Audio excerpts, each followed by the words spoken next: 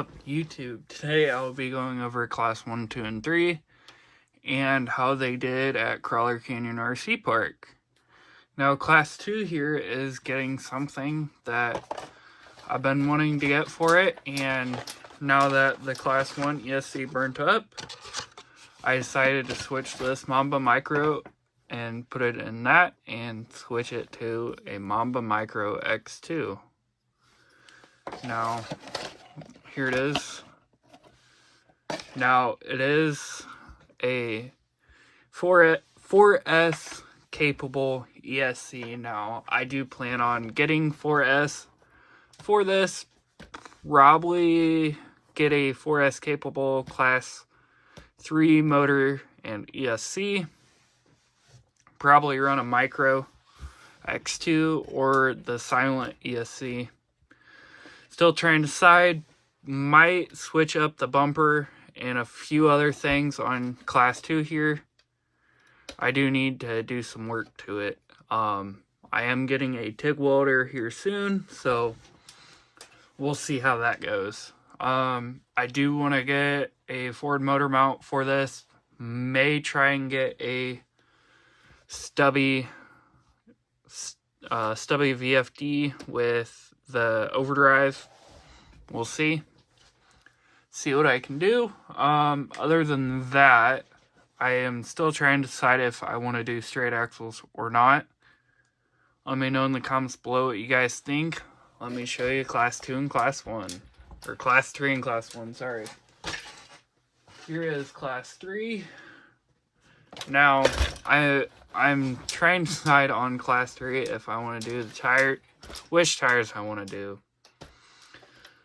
Can't decide whether I like these or not. I'm going to give them a shot on the outdoor course at Crawler Canyon. Now, on class 1, I did get over 100 points in class 1, or class 2, sorry. I got 106 points, which I wasn't too thrilled about, but oh well. I did attempt their bonus, and their bonus was really hard. I did take a video of it. That's how I got over 100 points. But it was worth it because it was either 21 points for if you did make it through, or if you didn't, you got 10 points. So I figured it was worth the try, but oh well. Class 3 here got 43 points. I do have plans on making a new fuel cell for all 3 of them, and a couple other things, a roll bar, and a few other things, a bumper for the rear of this. Probably,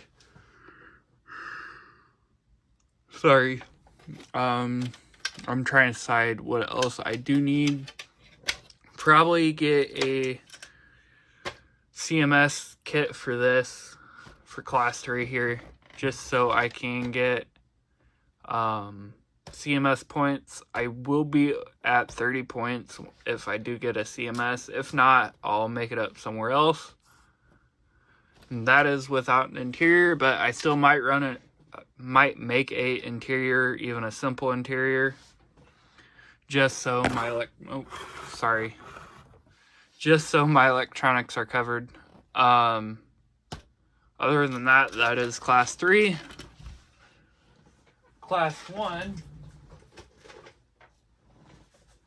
Here is class... hitting everything here.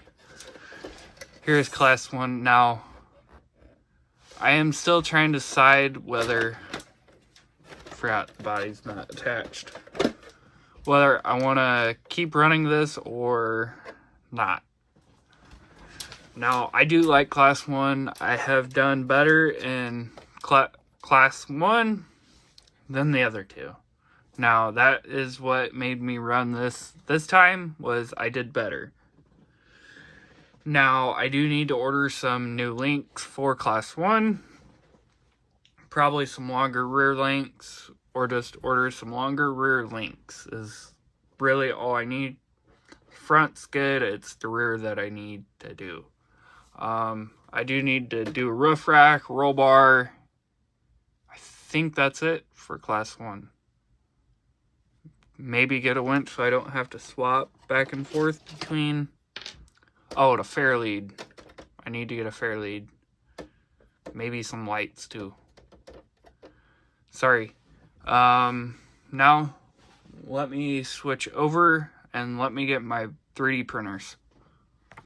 Okay, here is my Ender 3. Sorry about the mess over here. This is my Ender 3. I am converting it to the Kevin's AKCM belted Z mod. Now, I am having some trouble, not because of what Kevin AKCM's kit is. The kit I ordered did not come with set screws, so I'm having trouble finding them. Other than that, I like this mod so far. This is my Ender 3 right now. As you guys, I think it was 6 months ago, I believe I showed this on this channel. As you see, it's came a long way since then. I did switch it from a Bowden to a direct drive. I don't know if some of you guys know what that is. This is the direct drive I have.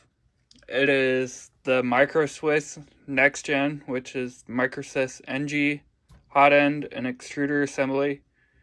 It was a direct swap from the old to this. I just had to convert a little bit of it. Other than that, I love it so far. It is great for printing PETG. That's all I've used this for so far. We will see. Let me get my other printer. Sorry for the door, but sorry for the mess around here. This is my other 3D printer. It is a voxelab Aquila X2, I believe. I love it so far. I've only used it for PLA. I do have that other printer for PETG. So this has been my PLA workhorse. I love it so far. It is based on the Ender 3 V2. And I'm honestly thinking about getting another one and converting it basically to everything I have on my Ender 3 to basically a clone of my Ender 3. But I get a pretty decent size screen that I did print. I printed this on this. Now, I don't know if you guys can see it, but some of the layer lines or some of the lines don't look too good. But it was also a very big print, big surface area. I did switch from the last bed it did come with to this PEI build sheet. I do like it so far. I'll give you an update if anything else changes.